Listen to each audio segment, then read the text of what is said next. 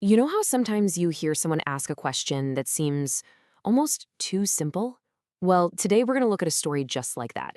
It's about a person named Dennis Verhage, who is what's known as twice exceptional. And his simple questions, they often hide an entire universe of complex thought. He once asked a question that seemed totally straightforward on the surface, but what if I told you that one simple question was actually the final product of an invisible, unbelievably complex process? All right, let's dive in. And that right there is the core mystery we're going to try and solve today. This idea that what we actually hear, this single spoken question, might just be the very, very last step in a journey of 1,000 internal questions. It's a wild thought, right?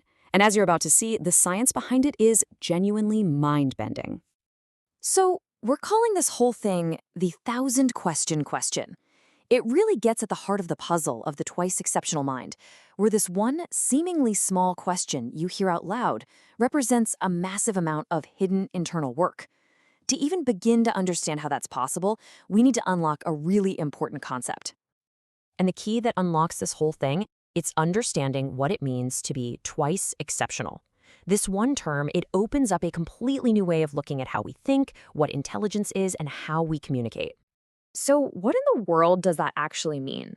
Let's get a really clear definition because honestly, it's the foundation for everything else we're about to get into. All right, so twice exceptional, or 2E for short, is pretty much what it sounds like. It's for people who are exceptional in two different ways. On one hand, you have someone who is intellectually gifted, which is often defined as having an IQ of 130 or more. But on the other hand, they're also navigating the very real challenges of a learning disability or a developmental disorder. Now, this is a great way to picture it. Think of it like a Venn diagram. You've got this big circle for giftedness, and then other circles for things like ADHD or dyslexia. Well, the 2E person lives right there in that overlap, that intersection. They have the unique strengths of a gifted mind and the specific challenges that come with their condition, all at the same time. Okay, so we've got the what down, but what about the how? How does this 2E profile actually create that thousand question phenomenon we were talking about? To figure that out, we have to go inside the mind itself, what researchers call a recursive mind. The absolute best way to think about this is the good old iceberg. You know the one? The simple question we hear someone ask, that's just the tiny little tip you see sticking out of the water. But beneath the surface, that's where the real story is. A massive, hidden structure of thought, analysis, and constant refinement. And this isn't just a cool idea, there's some serious science happening behind the scenes. It kicks off with something called predictive processing, where the brain is constantly guessing what's going to happen and then checking its own work. That leads to hierarchical models, where a question is built and rebuilt, getting more precise each time. And all through this process, metacognition, which is basically thinking about your own thinking, is working overtime. And yeah, all of this is happening in the actual hardware of our brain, a complex dance between different neural networks. So what's happening is the brain is basically running literally thousands of little internal simulations or test runs. Every single time, the question is being re-examined, checked, and tweaked. The goal is to get it perfect, to make it as precise as it can possibly be, long before it's ever actually said out loud. And this right here, this is where all that magic happens. This whole incredible process is managed by what are called the executive networks in our brain. You're looking at areas like the prefrontal cortex. Think of it as mission control. It's handling all the complex decision-making and, this is key, the self-censoring that hones that final question into its simple form. Which brings us to the biggest question of all. If the brain is doing all of this amazing, high-level, super precise work, why hide it? Why would you boil down thousands of thoughts into one simple, concise little question?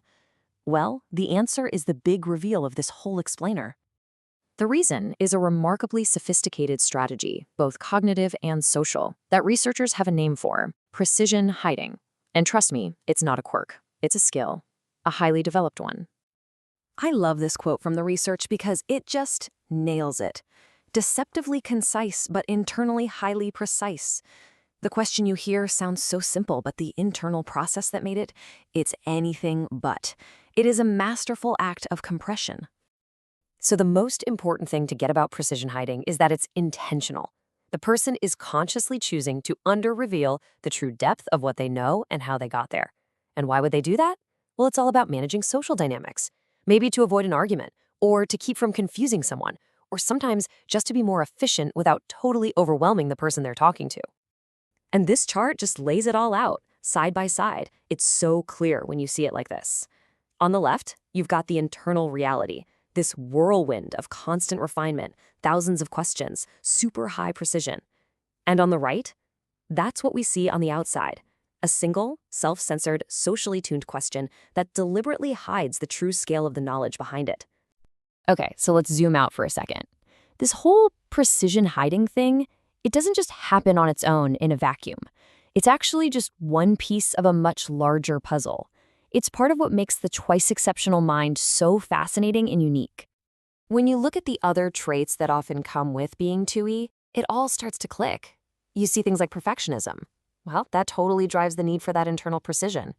You see uneven development, where someone might be an absolute genius at math, but really struggle with spelling.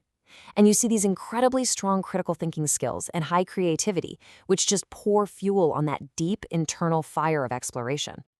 So, the big takeaway here is this. Precision hiding, the very thing we see in people like Denis Verhaeghe, isn't just some weird habit.